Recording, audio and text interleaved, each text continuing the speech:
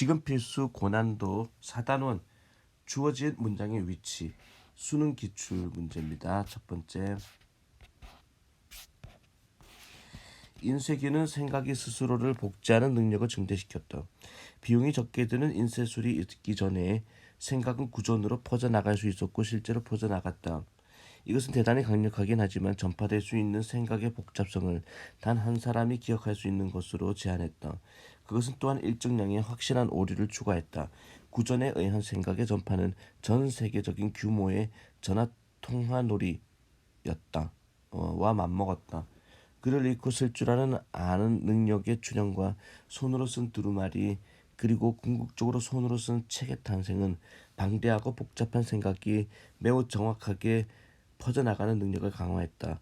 그러나 필사로 두루마리나 책을 복사하는 데 요구되는 엄청난 양의 시간은 이런 방식으로 정보가 퍼져나갈 수 있는 속도를 제한했다. 잘 훈련된 수도승은 하루에 약 4쪽의 문서를 필사할 수 있었다. 인쇄기는 정보를 수천 배 더 빠르게 복사할 수 있었는데 그것은 지식이 이전 어느 때보다 훨씬 더 빠르고 더 최대한 정확하게 퍼져나갈 수 있게 했다.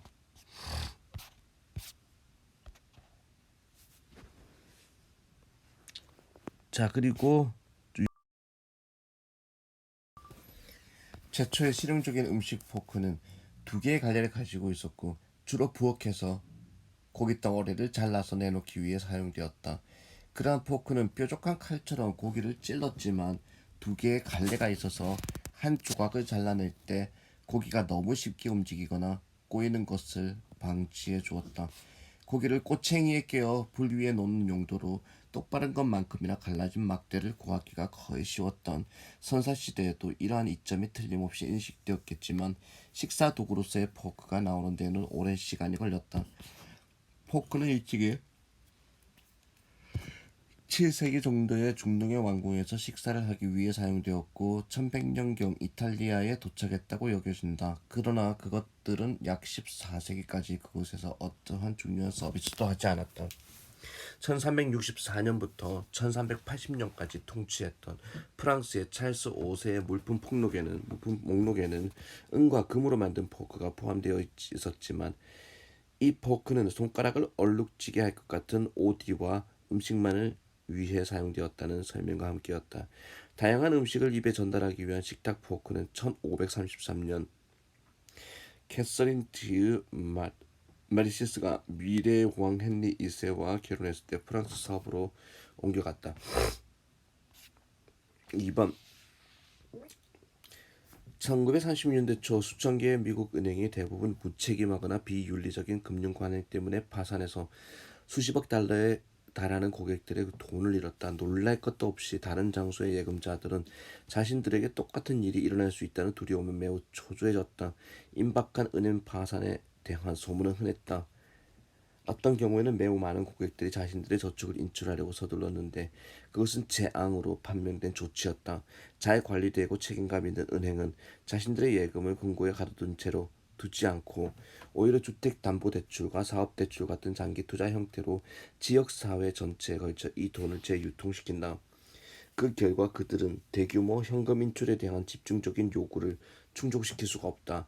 계좌를 폐쇄하고 싶어하는 예금주들의 이 무서운 쇄도는 그 전날 번성하고 지불 능력이 있는 그런 은행들조차 압도했다. 은행은 몇 시간 만에 파산했고 늦게 도착한 예금자들은 자신들이 평생 저축한 돈을 잃었다. 은행 고객들은 공황 상태에 빠져 무의식적으로 자신들의 처음에는 근거 없던 공포를 자신들도 모르게 진짜로 만들었다. 3번 지진 위험이 있는 지역에서는 사람들이 지진 전, 중, 그리고 후에 수행될 수 있는 것의 관점에서 위험을 대비하는 것이 중요하다.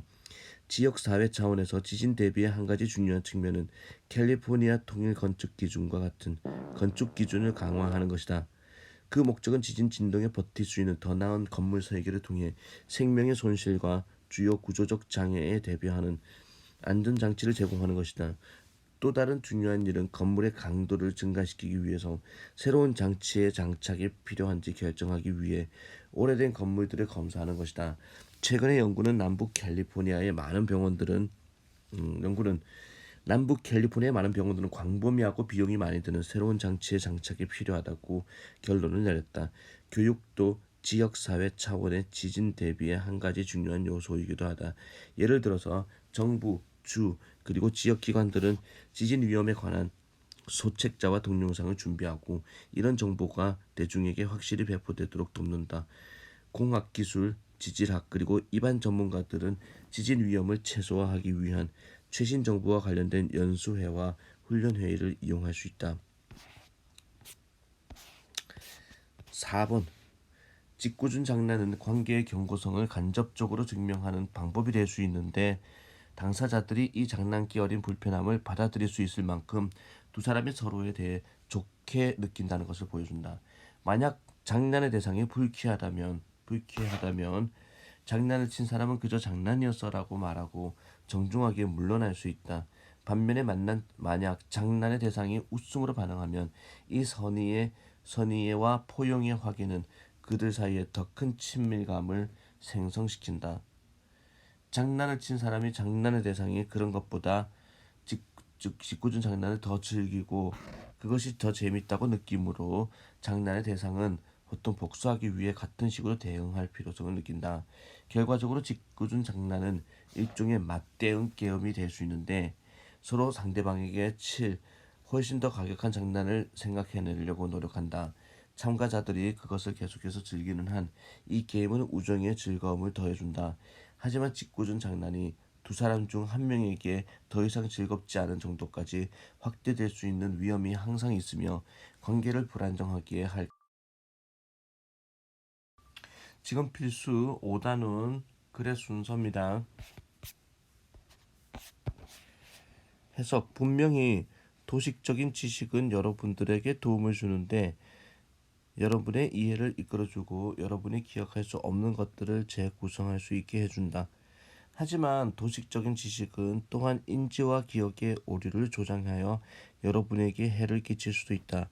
게다가 도식에 의해서 발생하는 오류의 유형은 상당히 예측 가능하다. 도식은 여러분이 하는 경험의 광범위한 유형을 요약하여 그래서 그것이 본질적으로 주어진 상황에서 전형적이거나 일반적인 것을 여러분에게 말해준다는 것을 명심해라.